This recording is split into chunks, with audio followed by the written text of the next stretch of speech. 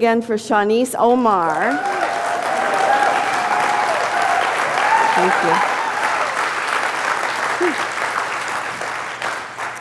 So this month we're exploring the archetype of the hero. And when you think of hero, what kind of images come up in your mind? Just sit with that for a minute. And we have all kinds of movies that are out right now about superheroes, right? There's Captain America and Spider-Man and Superman and, you know, we need a more Wonder Woman and stuff, but, and perhaps superheroes are popular right now because there's something calling in us that is seeking this kind of heroic journey. A hero is someone who performs unusual feats of strength, and we're witnessing that this week with the Olympics, aren't we? These incredible, amazing athletes.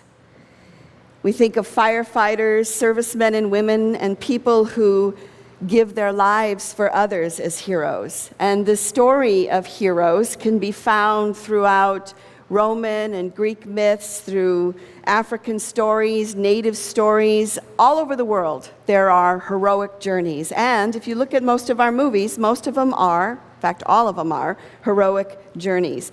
So today, through our music and everything that we've created already here this morning, I invite you to activate the archetype of the hero, because every single one of us has the hero within us, and every single one of us is on the hero's journey. Joseph Campbell said it this way. He said, "A hero is someone who has given his or her life to something bigger than himself or herself." So what is that something bigger that is calling you? What is that something bigger that you are needing to step into? We are called to a larger life of service, of learning, of loving, of creating, of innovating. And one of the ways that you know that you're being called is by how you react when you hear about something.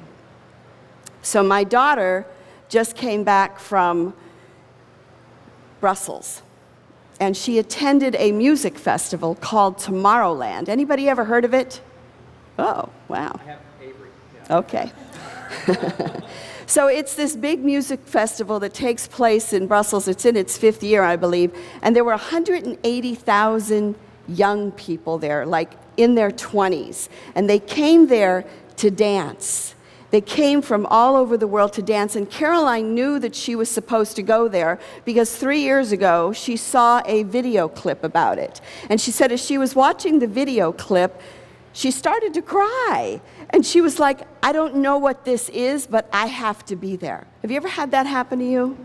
Where you hear something, and all of a sudden your body reacts to it, and you don't know even maybe what it is or how it's going to happen, but you know you have to be there. I had that same reaction when I was watching a preview of a documentary about the Camino. You know, I was watching it, next thing I know I'm crying, and I'm like, I don't know what this is, but I'm going.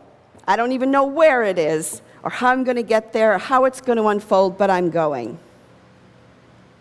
So here's how you know if you are receiving a call. The hair stands up on the back of your neck. You may cry. You dream about it. It won't go away. You feel an inner yes, a feeling of joy,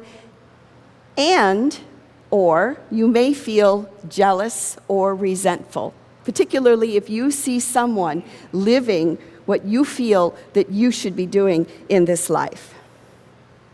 Now, always on the hero's journey, there is always the refusal of the call, right? Entropy sets in. Who, me? I don't know enough, let somebody else do it, I don't have time, I'm too young, I'm too old, whatever. And yet when we refuse the call to come higher, when we refuse the call and we accept the same old, then we become like Dorothy in The Wizard of Oz before the tornado showed up. It's black and white, it's desolate, it's like, it's drab, it's depressing, it's Or like Pleasantville, the movie where it's all black and white until everybody wakes up, right? So when we refuse the call, we can send ourselves to this sort of desolate place, and perhaps it takes something like a tornado to shake us out of it, or something to shake us out of the stuck places. So we are each asked to step into a new story and a new myth, to invite that which is bigger than ourselves into the full expression of our being. The times are calling for it right now, to stop refusing and to say yes. Jesus said it this way. He said, "You are the light of the world. A city set on a hill cannot be hid." He said, you're not going to take a light and you're not going to put it under a table. You're going to take a light, you're going to put it on a high stand so that it can light up the whole room. You are the light of the world. Let your light so shine so that it inspires and uplifts all of, bless you, all of men and womankind. We are called, he said, we're being called to be our best self. So we answer the call, and then we cross the threshold, and then you take your trip to Belgium, you take your trip to Spain, you sign up for that class, you volunteer for that thing that's been calling you, you say yes to something that perhaps you've been saying no to, you say yes to that which has been nagging you and calling you and waking you in the night. And when we say yes, when we cross that threshold, what was it that Goethe said, that when we commit to something, that all manner of people show up and things start to rearrange themselves and things that weren't there are there. And so we have allies that begin to show up, and the allies can show up in the form of strange people, or you open that book right to that place, or there's that class that you've been needing, or there's that song that speaks to what you're saying. Or God, him or herself shows up, your ancestors show up. Jesus crossed the threshold when he came from out of the desert and he was baptized by John the Baptist. And it was after that, when he crossed the threshold into his ministry, that he called the disciples to be with him. And yes, the disciples were learning from him, but they were also his companions. They were sharing the journey with him in his ministry. When Moses was called by God with the burning bush, right? He's got the call, and the first thing he does is say, no, I can't do that. I can't lead people. I don't speak very well. They said that he stuttered. And it's like, well, you have a brother named Aaron, and Aaron's a really good speaker, so use Aaron. So there was an ally there for Moses as well.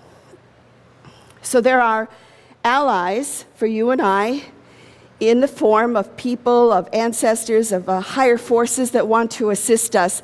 So be willing to ask for their help and be willing to say yes. The truth is, the new story is being formed right now through our youth and through you.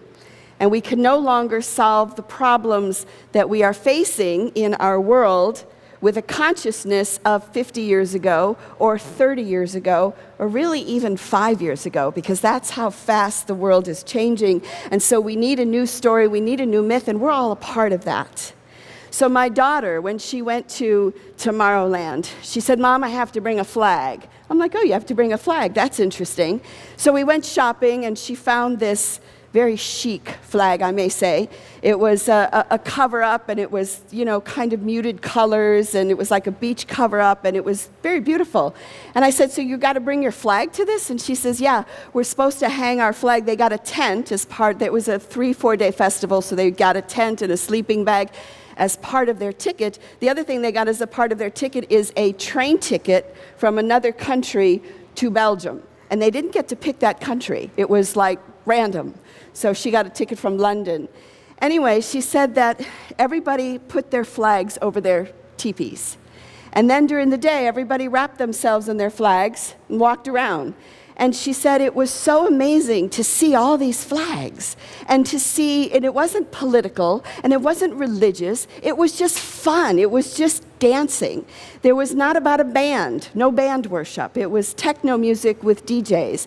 And so 180,000 20-somethings came together and danced for 3 or 4 days. How is that not a great news story?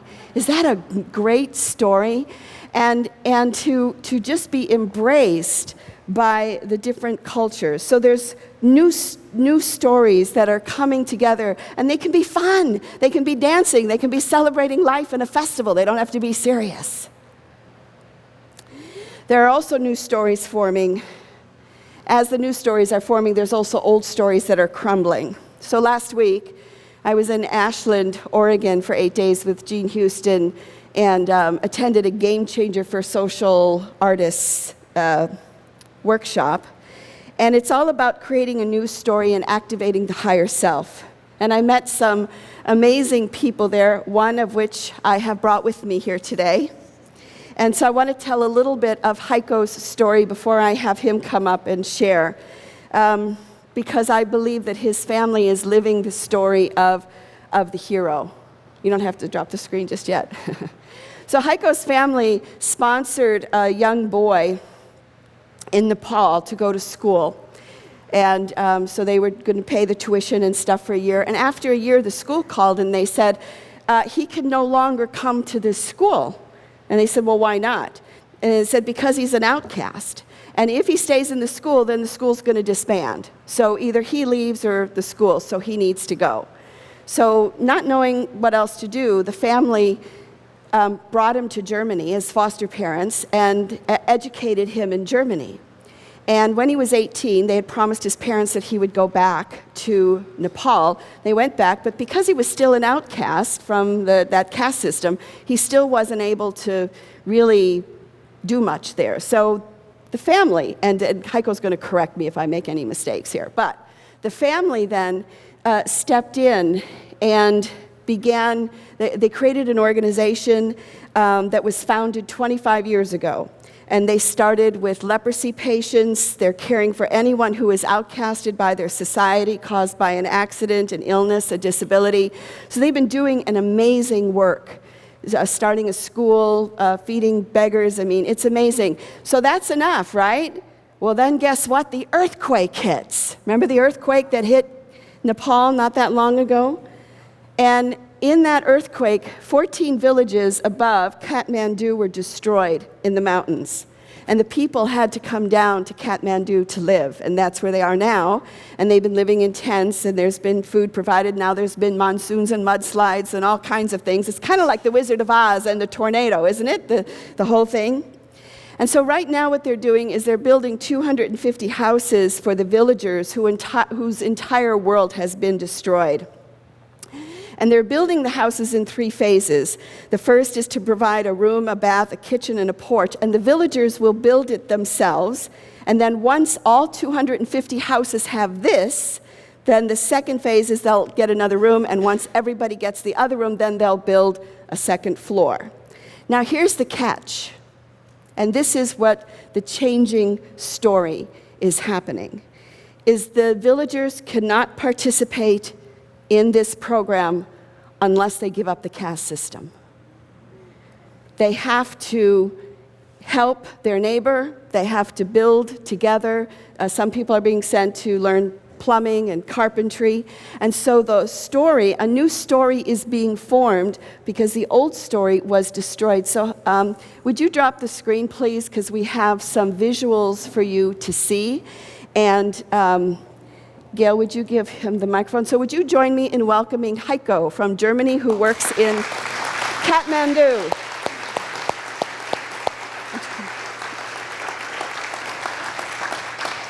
Thank you very much for your warm greeting. So, you have to put it right against all right. Oh, sorry. Now you can hear. Thanks very much for this warm welcome here and having me here and giving me the possibility of telling you about this project and taking you to these people. So These people are now forced to change their entire life of overcoming this caste system. And we have been working in Nepal, as already mentioned, very long time. And now we are supporting these people in addition as they are in dire need. And they will change. They have already prepared that we can build for them, that they will live in the neighborhoods together. So here we have some of the bright, nice children of the village who were forced to live in Kathmandu in this camp. And the women are now provided with doing something useful because they are, as one can imagine, really depressed. And what they have gone through is they have lost everything, house and whatever there was. So may we have the next picture, please? So here you see the village or the camp in the monsoon season, as it is right now. Raining very hard, and the camp is more or less Venice once it rains so hard. May we have the next? There we see the beggars, which we are feeding in Pashupati, which is the main most area, as they are the corpse being cremated. So we are feeding the beggars now, as there are no tourists who would give them any donations so they can get food. So we are now providing 1 meal per day, 7 days a week. May I see the next image? This is the water system. We are providing drinking water. We are also having a program to bring more filters to Nepal because the water needs to be purified. It's very much contaminated by waterborne diseases. So we are bringing these filters to the people. And we will install them at other locations too, so more people will be the beneficiaries of this. May I see the next picture? We also provided we needed to give them a hot water system so at least the children can shower in the morning or wash their hair with hot water so they would not get sick in Kathmandu. So, and the village we are dreaming of building for these people will be also an eco-friendly village where solar system will be provided later on. They will have a biogas unit. Each house will get their own biogas unit, so they don't need to go out and collect wood and increase the risk then of landslides due to the erosion. So may I have the next, please? This is one of our patients who is stricken by leprosy, but even though she's stricken by leprosy, she's able to knit.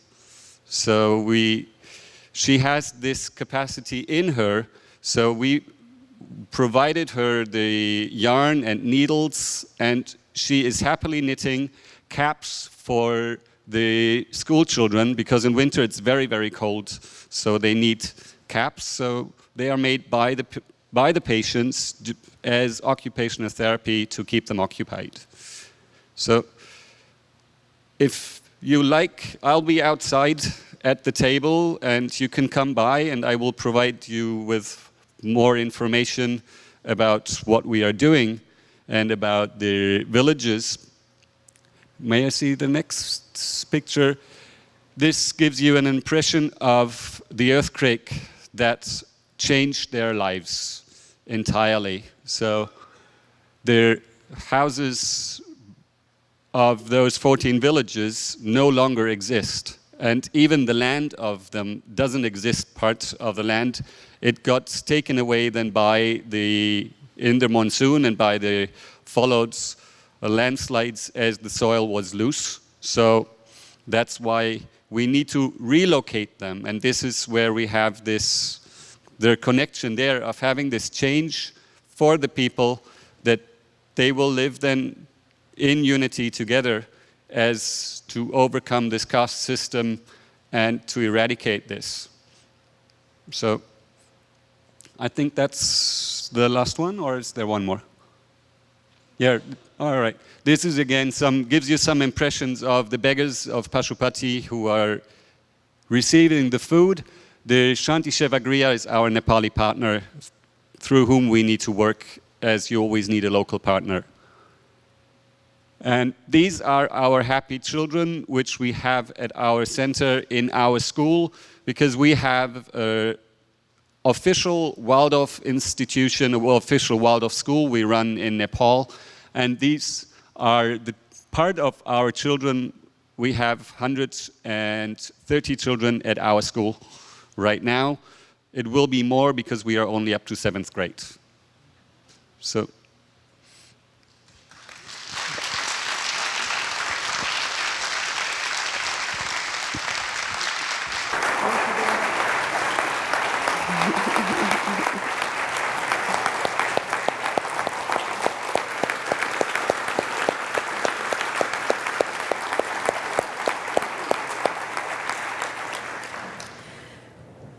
So when I was at the conference last week, and Heiko's mother also travels around and educates people about Nepal, and as I was talking to her and later Heiko, the hair stood up on the back of my neck. And then Heiko said, I'm going to be in Seattle next week, and I thought, you guys need to meet him. So he graciously agreed to come. Again, Joseph Campbell said that a hero is someone who has given his or her life to something bigger than oneself, and I believe that this is what his family has done. This is what they do. This is what we all can do. You'll notice I'm wearing this beautiful necklace, and it was made by one of the people in Kathmandu, and there is things that the villagers have made out in the hallway. So I invite you this month to activate the hero in you. What is pulling you forward? What is it that says yes in you? What is it that gives you those goosebumps? Because remember, you are the light of the world, and you are a part of creating this new story. At the closing ceremony at Tomorrowland, this is one of the things that the 180,000 young people heard. People of tomorrow, thank you for representing over 200 countries as one, united at a remarkable celebration. Lock these memories in your heart. People of tomorrow, just like all living things, nature has a heartbeat, pulsing and beating, connecting us all. We are a single living organism in perfect sync with each other and the rhythm of Mother Nature. Live today, love tomorrow, and unite forever. This is part of the new story.